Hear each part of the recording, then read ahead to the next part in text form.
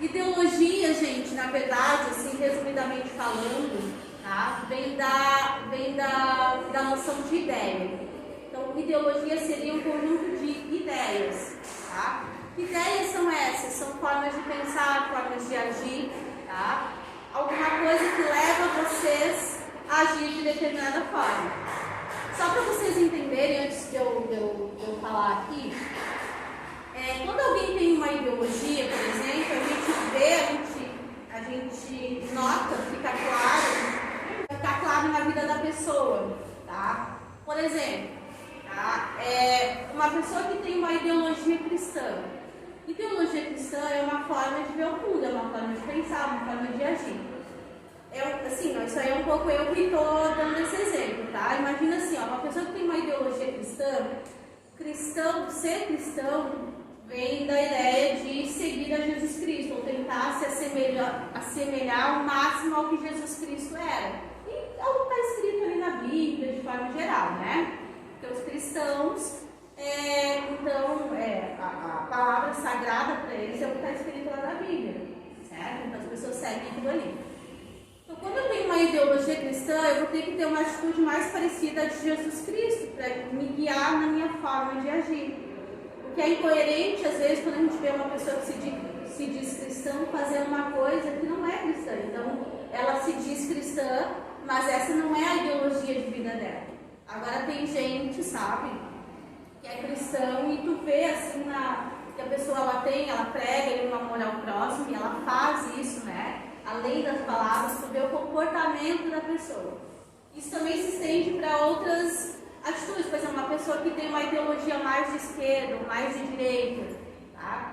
Quem tem uma ideologia mais de direita, tu percebe que ela tem valores mais conservadores. Quem tem uma ideologia mais de esquerda, ela teria valores mais liberais, tá? Liberal e conservador em relação a quê? Pode ser várias coisas. A família, a questão da mulher na sociedade, a questão política, a questão religiosa, tá? Então engloba uma série de coisas. E hoje se fala muito em ser de direita e ser de esquerda. Daí, claro, né, para vocês, mas será que eu sou de direita ou sou de esquerda? Aí vocês teriam que ler, né? Enfim, fazer a pesquisa de vocês, para tirar as conclusões de vocês. Não é uma coisa que alguém diga para vocês, tu é de direita ou tu é de esquerda, né? Se vocês olharem lá, lerem, pesquisarem, vocês vão chegar à conclusão facilmente se vocês são de direita, ou de esquerda, ou de centro, né? Que é como está em cima do muro. Para algumas coisas você tem uma visão mais liberal, e para outras você tem uma visão mais conservadora. Isso é perfeitamente normal, tá? Bom, mas vamos lá. Então, ideologia. Ideologia seriam as formas de agir dos indivíduos que expõem um olhar específico sobre o mundo e uma forma de explicação da realidade social. Aqui eu coloquei como exemplo uma assembleia de alunos, tá? Colega, se eu fosse tu, não ficava nessa posição aí, senão vai dar vontade de dormir. Tá? Então, se tu tirar o teu moletom, sentar de forma correta, você não vai dormir. Sim? Quer lá dar uma lavada no rosto e tal? Fica à vontade, tá? Uma assembleia de estudantes, gente, vocês conseguem ver o que é gurizada de uma escola, por exemplo, pensa, porque daí pode ser deliberado uma série de ações, muitas vezes, tá? Que vai nortear, que vai determinar, às vezes, até a forma como alguns alunos dessa escola vão agir, tá? Nós temos aqui como exemplo, nos últimos anos, um grupo de alunos aqui da escola coordenou, né, uma série de manifestações para que a gente tivesse com a escola pronta hoje. Talvez se não fosse essa pressão dos alunos, principalmente, tá, de alunos irem lá para conversar, lá em Floripa, conversar com o secretário de Educação, fazer protesto no meio do governador e tal, vá saber se nós teríamos a escola pronta da maneira como estava. A gente não sabe. Mas com certeza. A Lilica pode dormir. Eu queria ser ela agora. Então, esse conjunto de ideias e valores que orientam o comportamento e as decisões dos indivíduos e grupos é o que compõe a ideologia, o conjunto de ideias e valores, tá? Que vão orientar esse comportamento. né?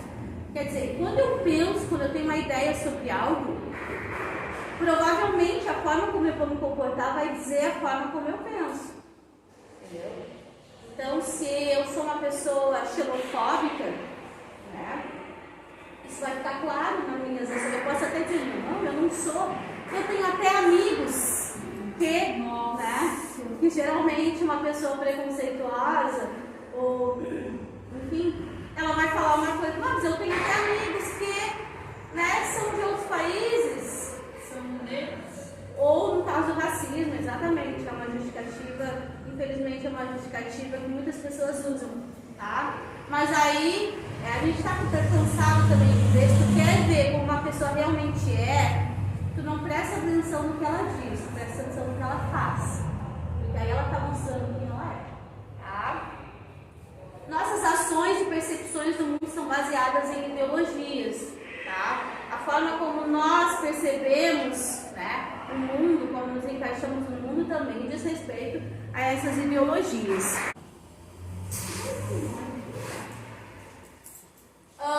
Como eu falei para vocês, tá? Se não me engano, quem falou isso aqui foi o Marx. E aí ele diz que a ideologia como falsa consciência, ela se refere ao modo de pensar dos indivíduos que não são coerentes com as condições materiais da existência.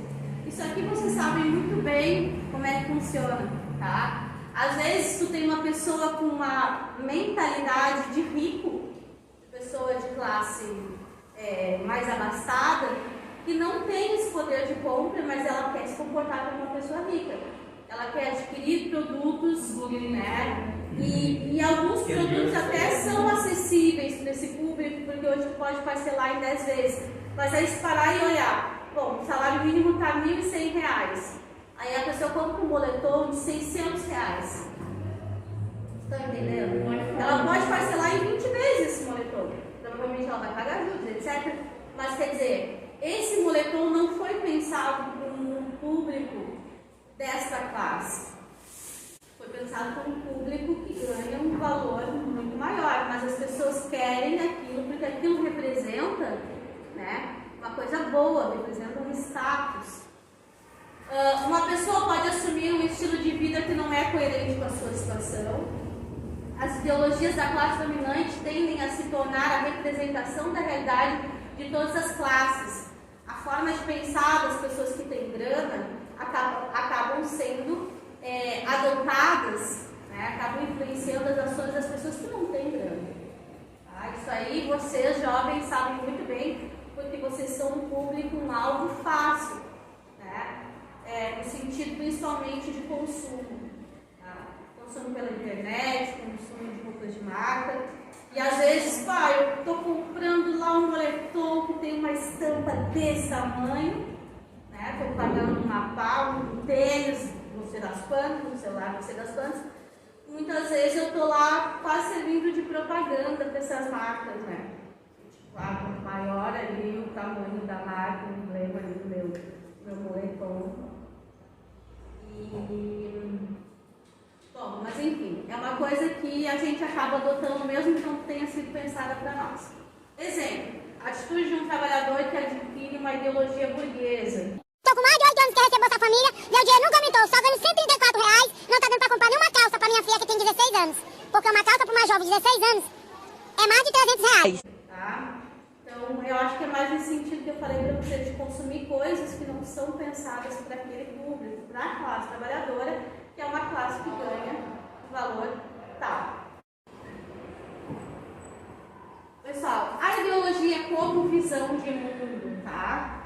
Essa teoria, ela foi formulada por um autor marxista, tá? Que é um autor que segue ali a linha teórica do Marx, né? Que compartilha das mesmas ideias do Marx, às vezes assim, compartilha das mesmas ideias, mas pode discordar em alguns pontos, que é o Antônio Gramsci. E aí ele fala que a ideologia representa o modo como cada grupo ou classe atribui sentido às suas experiências do mundo. As classes dominadas, geralmente são as classes menos abastadas, elas podem construir a sua própria visão de mundo e contrapor a visão dominante. Por isso é necessária a existência de intelectuais vinculados às classes dominadas. Tá? Por isso é importante que a classe trabalhadora ela se aproprie, ela estude, para ela não virar um mero fantoche, como a gente falou ali, das classes que têm grana. E ele vai dizer, eu entendo que ele queira falar mais ou menos o seguinte, ó, não é porque a classe dominada ela quer coisas boas, né, como a classe burguesa, que ela deixa de ter a sua própria ideologia. Talvez isso seja a sua própria essência, tá? Mas é muito importante também que essas classes dominadas, que elas estudem, como eu falei, que elas se apropriem intelectualmente de teorias, né?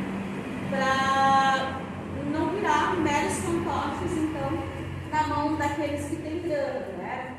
Para tu não ficar refém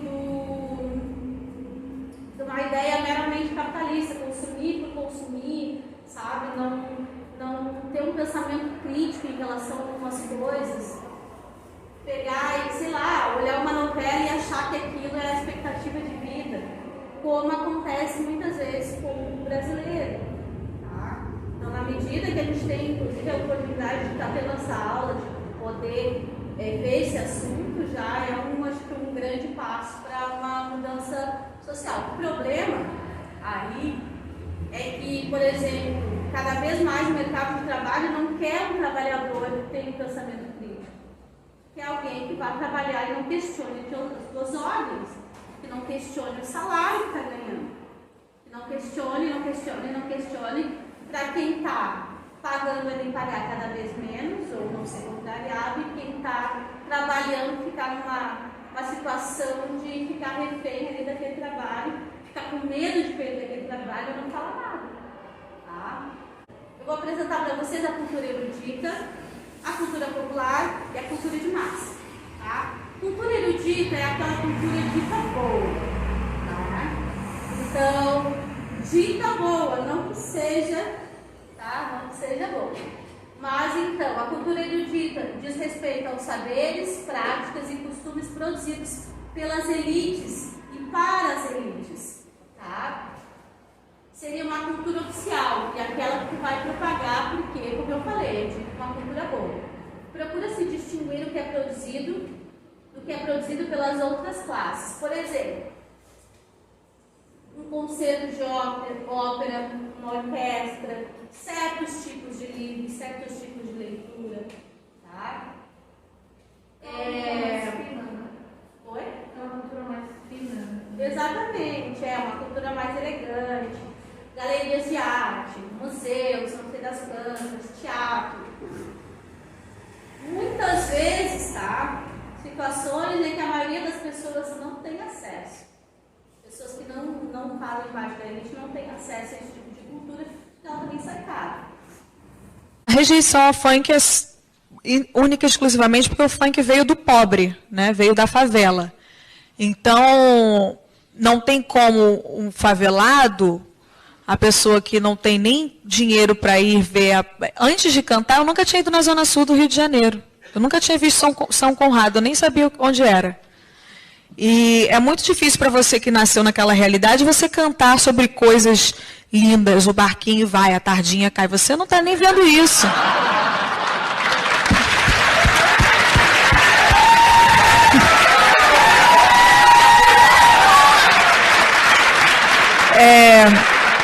O funkeiro, nada mais, ele canta a realidade dele.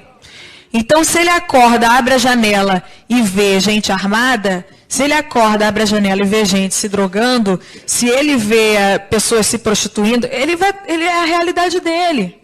Acaba que para a pessoa aquilo é super normal. E não tem como a pessoa que não teve nem acesso a aprender outras coisas, você aprender, você cantar sobre coisas diferentes, entende? Você vai acabar cantando sobre aquela sua realidade. Para você mudar o contexto da letra que está no funk, você tem que mudar o contexto da realidade de quem está nascendo ali naquela área que faz o funk. Depois, nós temos a cultura popular. Aqui a gente já tem, uma visão um pouquinho mais diferente da cultura erudita. Cultura popular, prática prática, costumes e saberes que têm a sua origem nas classes populares. Tá? Expressa aquele saber não oficial ou não institucionalizado. Eu lembro quando eu fiz o vestibular, não lembro que ano, 2003, 2004, por aí, eu fiz um vestibular e tinha aparecido a letra daquela música dos Racionais, Nego Drama, na prova do vestibular, numa universidade federal. Nossa, aquilo foi notícia, né? Era uma instituição que estava acostumada a botar nas suas provas outras coisas, aí apareceu lá. Tipo, Negro Drama entre o sucesso e a lama, eu não sei, eu não lembro agora a música inteira, obviamente, é uma música bem grande, né? Aí, algum tempo atrás também caiu alguma coisa lá da Valesca Popozuda, é assim? No Enem também. Aí, então, segundo a pensadora Valesca Popozuda, então se criou ali um debate. Porque, por exemplo, Beijo no ombro.